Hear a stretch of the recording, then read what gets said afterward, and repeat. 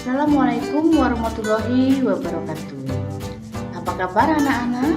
Kita bertemu kembali dalam pembelajaran bahasa Indonesia bersama Bumi. Kompetensi dasar dalam pembelajaran kali ini masih 3.1, yaitu mengidentifikasi informasi dalam teks deskripsi tentang objek, baik itu sekolah, tempat wisata, tempat bersejarah, dan atau suasana pentas seni daerah yang didengar. Tujuan pembelajaran kali ini yaitu setelah pembelajaran diharapkan peserta didik mampu mengidentifikasi jenis-jenis teks deskripsi ditinjau dari bentuknya dengan benar.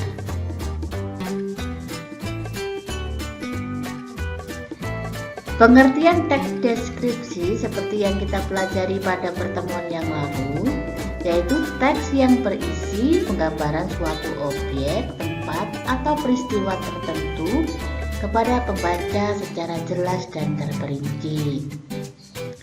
Jika kalian lupa, bisa kalian buka video sebelumnya.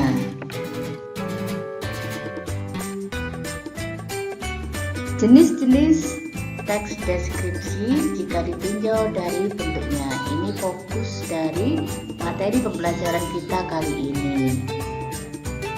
Ada berapa jenis teks deskripsi jika ditinjau dari bentuknya? Jenis teks deskripsi jika ditinjau dari bentuknya itu terbagi jadi dua, yaitu teks deskripsi yang berdiri sendiri, jadi tidak menjadi bagian dari teks yang lain, dan yang kedua teks deskripsi yang menjadi bagian dari teks yang lain. Maksudnya di sini teks deskripsi ada di dalam teks lain, misalnya ada di dalam teks narasi, yaitu misalnya di cerpen, novel, dongeng, ataupun yang lainnya.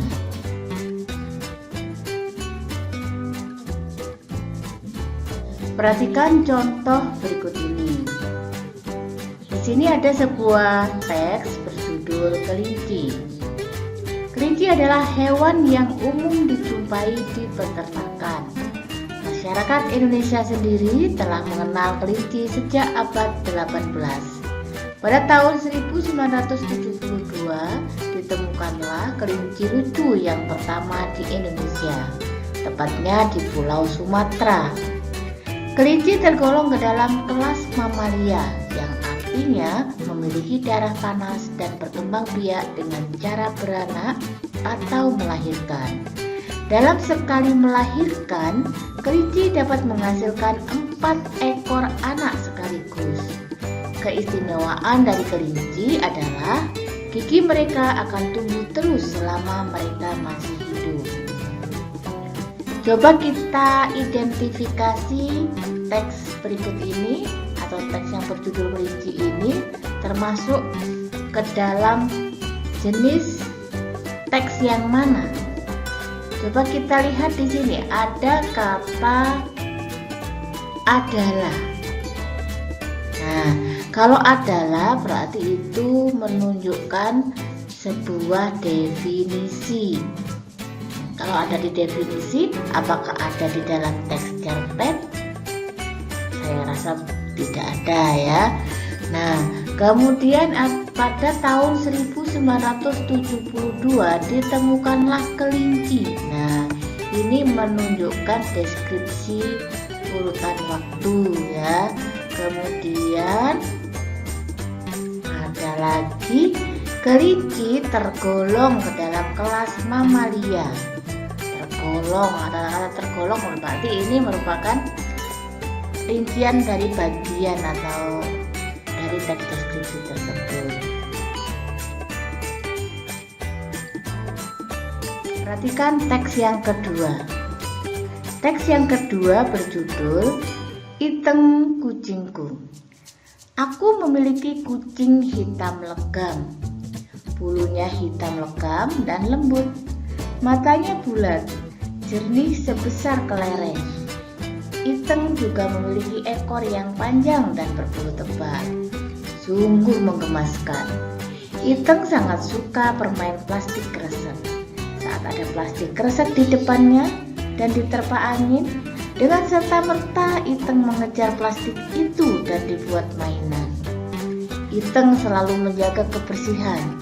Saat pipis, dia segera berlari ke tempat yang sudah disediakan.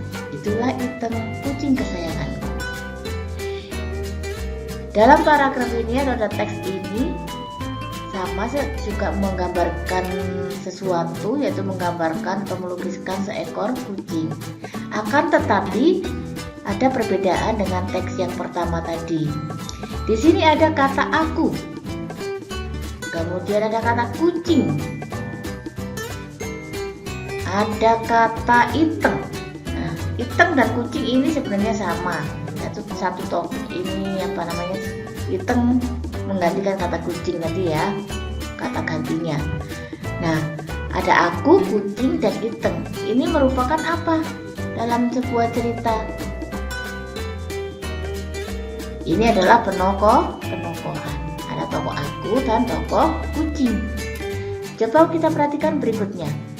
Ada kata bulunya, ada kata matanya, ekornya atau ekor yang panjang. Nah, ini apa coba di dalam cerita? Kalau dalam teks cerita ini merupakan karakter atau ciri-ciri fisiknya ya. Tapi dalam teks deskripsi namanya apa coba? Namanya deskripsi bagian, menjelaskan bagian-bagian. Nah, kemudian di kalimat yang terakhir ada kata menjaga kebersihan. Masih Iteng selalu menjaga kebersihan, berarti ini adalah wataknya, watak si Iteng. Nah, secara sekilas ini adalah sebuah, karena menggambarkan atau melukiskan seekor kucing, maka ini kita sebut deskripsi. Tetapi sebenarnya intinya adalah teks ini adalah sebuah cerita, jadi sebuah cerpen. Cerita tentang siapa? Cerita tentang Iteng kucingku. Jadi kesimpulannya, setelah kita mengidentifikasi teks 1 dan teks 2, maka kesimpulan yang kita dapatkan adalah teks 1 merupakan teks deskripsi yang berdiri sendiri, karena teks ini mendeskripsikan tentang kelinci secara tersendiri, bukan menjadi bagian dari teks yang lain. Kemudian teks yang kedua merupakan teks deskripsi yang menjadi bagian dari teks yang lain, yaitu cerpen. Karena teks ini mendeskripsikan tentang tokoh Iteng atau kucing dengan segala ciri dan tingkah lakunya. Jadi dalam teks ini ada unsur intrinsik, yaitu tokoh, watak, latar, sudut pandang, dan lain-lain. Dan unsur ini hanya ada di dalam teks narasi, cerpen, yaitu cerpen, novel, dongeng, dan drama.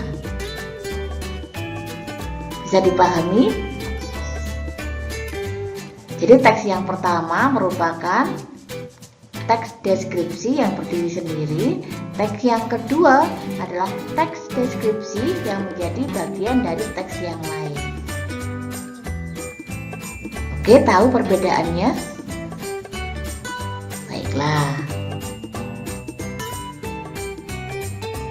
Setelah kalian memahami dari perbedaan antara teks deskripsi yang menjadi bagian dari teks yang lain dan teks deskripsi yang berdiri sendiri yang sudah Ibu contohkan tadi, coba kalian buka kembali buku bahasa Indonesia halaman 4 dan 5. Di sana ada teks 1 Parang Tritis Nan Indah, 2 teks 2 Ayah Panutanku, teks 3 Ibu Inspirasiku, teks 4 Si Bagas Kelinciku.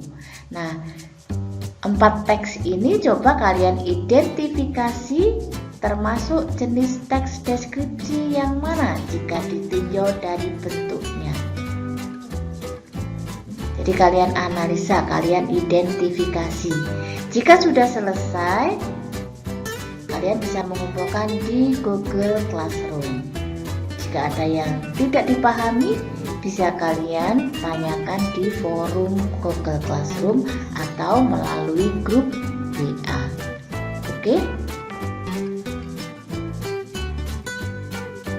Demikian materi mengidentifikasi jenis teks deskripsi ditinjau dari bentuknya.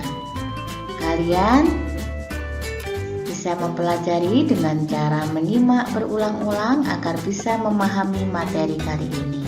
Jika ada yang ditanyakan, bisa melalui forum Google Classroom kita.